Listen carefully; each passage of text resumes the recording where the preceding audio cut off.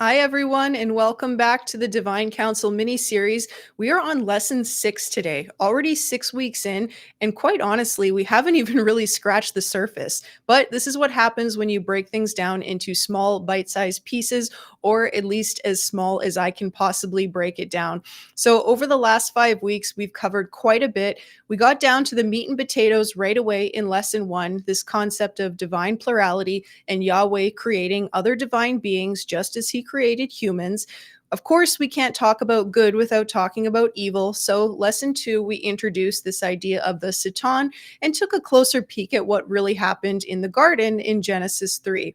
Lesson 3, we talked about imaging. What does it actually mean for us to be made in the image, in the likeness of God? Lesson 4, we got into the next divine rebellion, which was Genesis 6, verses 1 to 4, where the sons of God left their proper dwelling and consummated with the women of mankind. And then on the heels of that, we moved into lesson 5, where we talked about these pesky offspring that never should have existed, the Nephilim. So, lesson 6 today, we're going to start to move into that third rebellion that I had mentioned earlier on, which is the Tower of Babel. We're actually going to break this up into 2 parts because there's so much more to this than the Sunday school version that you've probably heard. And there's a few pieces that we're going to have to backtrack and get some clarification on before we can actually move forward. So if there's anything that I've already covered throughout the last 5 weeks that you'd like some more clarification on, any questions or concerns, please feel free to reach out to me and I'd be happy to address those. So without further ado, let's get into it. Lesson number 6, let us make a name for ourselves. Intro to the Tower of Babel. Okay, so from a chronological standpoint, where are we sitting? Now, the flood has already taken place, and as I said, this is the third rebellion of the 3 major rebellions that we're going to talk about. So let's lay the foundation here. The known world, or the world that exists at that time, extends from Noah's 3 sons, as found in the Table of Nations in Genesis 10. If you recall from the last episode, or if you caught my last podcast episode earlier this week, episode 48, I talked all about the fact that the flood may have well been regional. Now, I'm certainly not married to this idea, and this is not the hill I'm going to die on, but I brought up some good evidence strictly from scripture as to why the flood was actually regional, in that it encompassed the known world at that time rather than the entire earth as we know it. So go back and check that out, and that'll provide a good backdrop coming into this for you guys. So one of the things that you need to keep in mind as we approach Genesis 10 is that Genesis 10 and Genesis 11, so the Babel incident, are actually backwards. The Babel event took place before Yahweh divided the nations and fixed the borders in Genesis 10. So think about what's happening in Genesis 10 with the Table of Nations as the division that was a result of the Babel incident, or the consequence of the Babel incident. Now, as I said, you'll recall from the previous lesson that this is not the entire earth. So when we think about Noah's sons, we can't think about what's happening over in Asia, what's happening in Australia, what's happening in North America. This was strictly the known world to these people at the time, and the biblical readers would have known this. So Ham, obviously, which is one of Noah's sons, fathered Canaan, which is where many of these giant clans actually settled in the Promised Land, or the Canaanite territory. And if you'll recall, this was actually the major obstacle for the Israelites in entering the Promised Land, as we saw in Numbers 13:33, when Noah sent over spies into the Promised Land to see whether or not it was safe, and they came back absolutely terrified, seeing these huge beings that were probably a bit exaggerated, but the Israelites felt that they appeared to be grasshoppers to these beings and that they simply couldn't fight them, and they were terrified. So that was the major obstacle for the Israelites entering into the Promised Land. So, one of the reasons why I went back and wanted to cover the flood again and present a regional option is because, in light of the Divine Council worldview, there's constantly that question that if the flood was global, then why were the Nephilim still present? Why was that DNA or that lineage still allowed to persist? But if we think of the flood as a regional, or the flood was encompassing the known world at that time, or all the earth as the biblical readers would have known it to be at that time, it certainly provides a more plausible explanation as to why the Nephilim lineage continued after the flood. And we know, obviously, aside from Numbers 13:33, the only other place that the Nephilim are mentioned specifically is in Genesis 6:4, which says, the Nephilim were on the earth in those days and also afterward. Okay, so moving forward here, rebellious Nimrod. Who the heck was Nimrod? Okay, so why don't we get our bearings here first by reading the whole Babel event, and then we'll talk about it. So we're going to be reading Genesis 11, verses 1 to 9 from the ESV. Here we go. Now the whole earth had one language and the same words. And as people migrated from the east, they found a plain in the land of Shinar and settled there. And they said to one another, come, let us make bricks and burn them thoroughly. And they had brick for stone and bitumen for mortar. Then they said, come, let us build ourselves a city and a tower with its top in the heavens, and let us make a name for ourselves, lest we be dispersed over the face of the whole earth. And the Lord came down to see the city and the tower which the children of man had built. And the Lord said, behold, they are one people, and they have all one language, and this is only the beginning of what they will do. And nothing that they propose to do will be impossible for them. Come, let us go down and there confuse their language so that they may not understand one another's speech. So the Lord dispersed them from there over the face of all the earth, and they left off building the city. Therefore, its name was called Babel, because the Lord confused the language of all the earth, and from there the Lord dispersed them over the face of all the earth.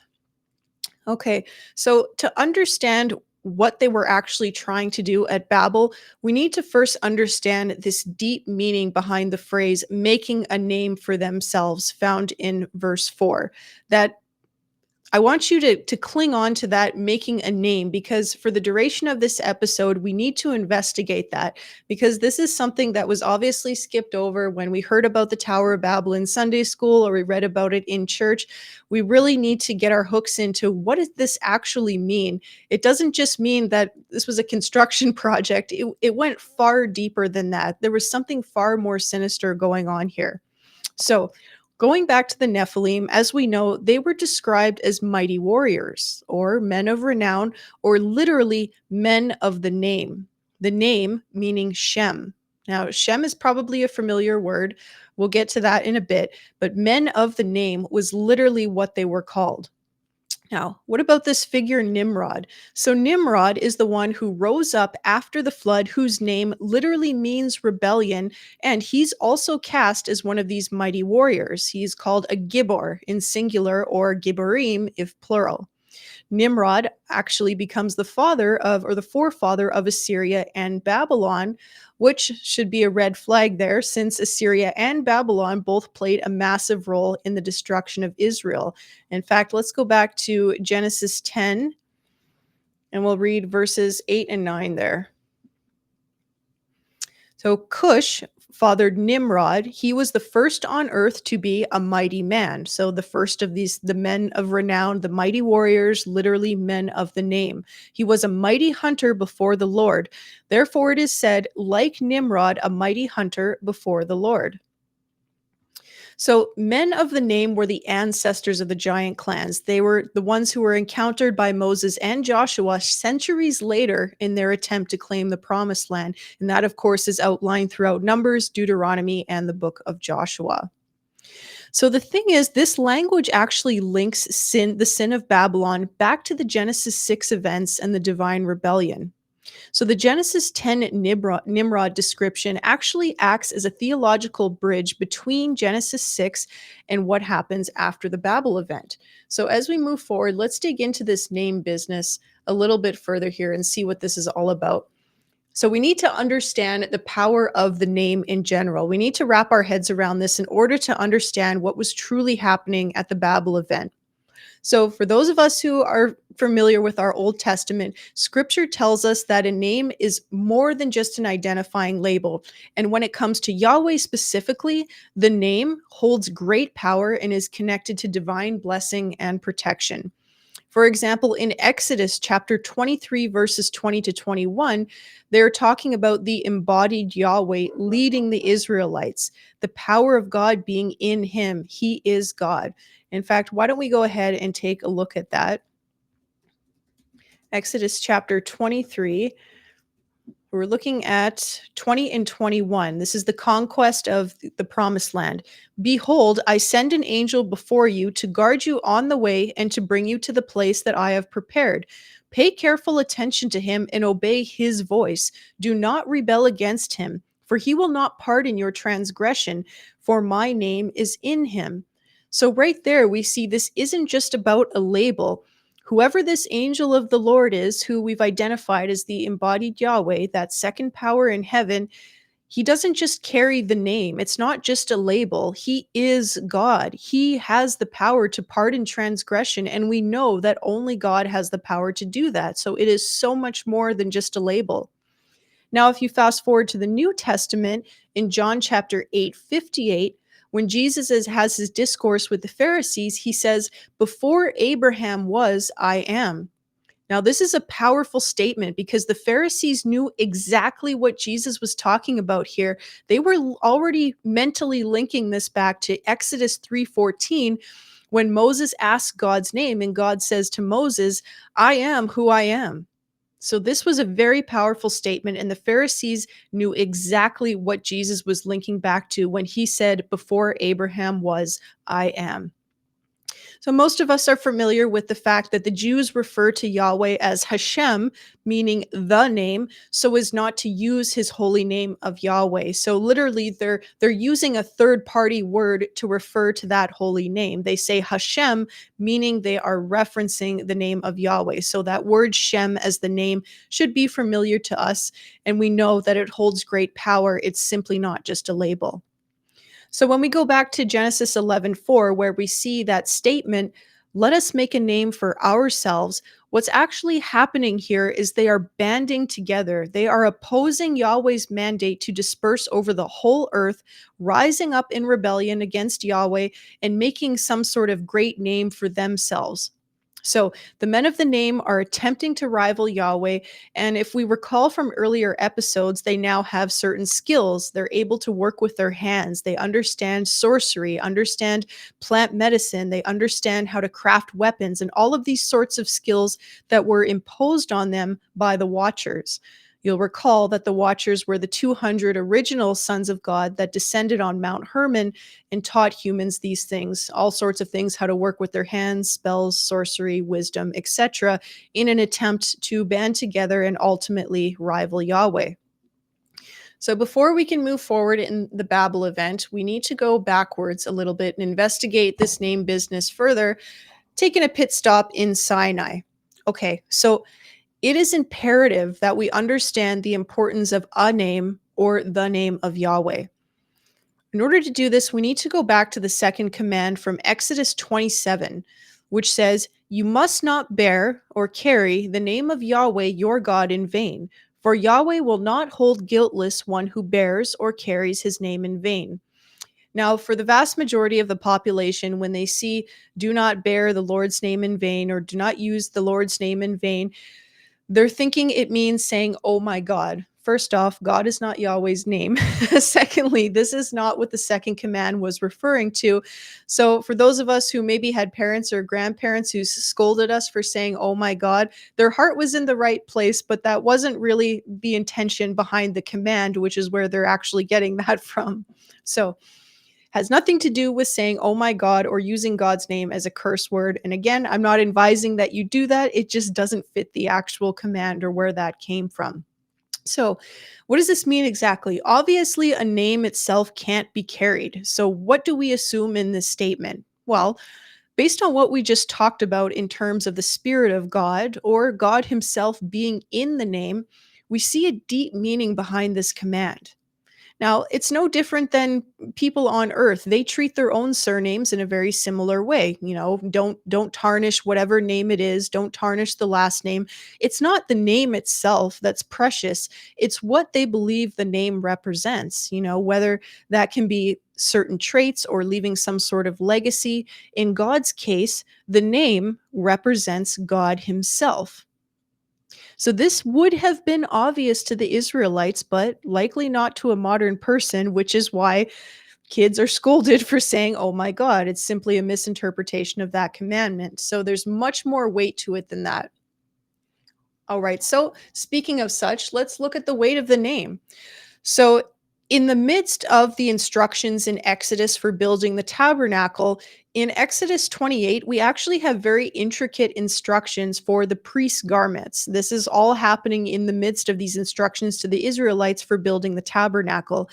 Now, the priest was instructed to wear very specific garments that would have been tied directly to the name of Israel and to the name of Yahweh.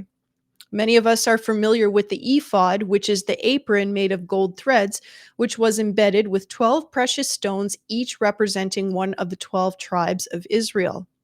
So, in other words, the high priest was to bear or carry the tribes as he moved in and out of the tabernacle. He literally was physically embodying or carrying the names of these tribes. Now, the high priest represented the entire nation of Israel before Yahweh. Also, on his forehead was tied the words "holy belonging to Yahweh" or "Kadesh le Yahweh," the L in front symbolizing a sense of belonging. So, in close alignment with the name command, we have the high priest bearing the names of the 12 tribes. God's people are called out to be a holy nation. They're set apart, representing him before all other nations. So, the high priest represents Yahweh to the people, but the people represent Yahweh to the nations. So, when you think of the name command, think of it as bearing his name well. Therefore, to bear his name in vain would mean to enter into a covenant with Yahweh, but live no differently than the surrounding pagan nations. And as we know, idolatry was the biggest issue at that time. It was very much a concern when it came to this bearing the name of Yahweh. So, going back to the Tower of Babel event, what was really going on here? Genesis 11:4 again, let us make a name for ourselves. So I think we have the hint that this is far more than just a simple construction project. Yahweh wasn't concerned about their tower being up to building codes. In light of what we learned about what this making a name or Shem really means, Yahweh knew something more sinister was at work here. So the Tower of Babel is considered one of Mesopotamia's famous man-made mountains, otherwise known as a ziggurat. So, if you're not already aware, a ziggurat was considered a divine abode. The Mesopotamian culture believed it was the intersection between heaven and earth. Now, the problem here is that no one on earth has the authority to create an intersection between heaven and earth other than Yahweh. For example, we have the tabernacle, or Eden itself was Yahweh's first abode on the earth, or the cross as the final altar. The cross was the final intersection between heaven and earth. So, the goal in the Tower of Babel event was to bring the divine down to earth, or call God down. Now, just a quick reminder from earlier episodes, you'll recall we discussed these things called open mouth ceremonies, which were popular in the ancient Near East and Mesopotamia. And this is where people would call down a respective deity to embody an idol that they had crafted with their own hands. So they would craft the idol, it would just be a piece of wood or metal or whatever the case may be, but then they would perform a very specific ceremony that would animate the idol or call that respective deity down into the idol. And this is very reminiscent of what they were trying to do with Yahweh himself. But you don't do that with Yahweh. He doesn't play that way. In fact, we are Yahweh's idols. I know it sounds weird to say, but if you understand the animation of an idol or what that means with his spirit indwelling us, it actually makes perfect sense. So the Tower of Yahweh, Tower of Babel was meant to be furthering Babylon's knowledge and doing away with Yahweh's commands, or essentially turning their back on his mandate. So, how did Yahweh respond to this? What did he do about it? Let's go back and have a look again at Genesis 11, and we're just going to read through verses 5 to 9 just to refresh our memories on this here. And the Lord came down to see the city and the tower which the children of man had built. And the Lord said, behold, they are one people, and they have all one language. And this is only the beginning of what they will do. And nothing that they propose to do will be impossible for them. Come, let us go down and there confuse their language, so that they may not understand one another's speech. So the Lord dispersed them from there over the face of all the earth, and they left off building the city. Therefore, its name was called Babel, because there the Lord confused the language of all the earth. And from there the Lord dispersed them over the face of all the earth.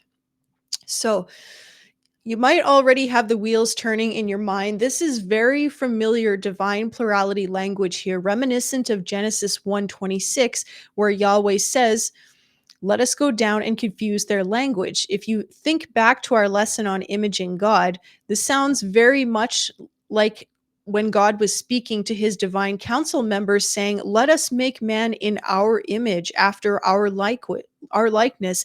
But then it's followed up by the action of Yahweh himself alone creating mankind.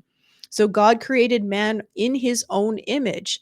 So it is also followed by a singular action from Yahweh here. Yahweh makes a plural statement to the divine council members, then he himself scatters the language in Genesis 11:8 here. So Yahweh scattered them. So very reminiscent language here. We have two parallels here. We have Yahweh explaining this to his divine council members. We have that plurality in there. And then Yahweh alone takes action as the creator in Genesis 1. And in Genesis 11, Yahweh takes action alone to scatter them and deal with this situation of the people wanting to band together and rival against Yahweh. Okay, so that's going to be the bulk of what we cover for today. I just want to give you guys a sneak peek at what we're going to be looking at coming up in the next episode here. All right, so coming up next week, we know already, just in what we've discussed today, that there is far more to this Babel event than what's discussed in the Sunday school version. Most of us were taught that the event was concluded after Yahweh confused the language and scattered the people. But of course, this was so much more than a failed construction attempt. We're going to look at how Yahweh temporarily washed his hands of the nations and decided to start over in Mesopotamia with little old Abram. We're going to look at a couple of foundational passages. For example, Deuteronomy chapter 32, verses 8 and 9, which speaks to exactly what Yahweh did to handle the situation. And in Deuteronomy 32, we're also going to do some housekeeping because we have to clear up some confusion around certain biblical translations there. We're also going to look back at Psalm 82, which is a passage that we already used to show evidence for the existence of divine plurality. And we're going to see how that speaks to the punishment of the divine beings involved in this whole mess. We're also going to look at Yahweh's third start with the call of Abraham, leading us into the concept of cosmic geography. And we'll learn all about the idea of cosmic real estate there, which is a whole thing in and of itself. You can get a bit of a clue there with the map, Japheth, Ham, Shem. That's going to be our foundation for the starting point next time. All right, guys, thank you so much for joining me on this episode. Like I said, if you have any questions, comments, concerns, you want me to go back over the previous lessons and sort of pick apart things a little bit further, let me know and I'd be happy to address it. Thank you so much. Please subscribe to the channel, share it with your friends. Don't forget about my weekly podcast, which goes into a lot more detail about all of this divine council stuff. Hope you guys have an awesome week. I'll see you on the next one. Be blessed. Bye now.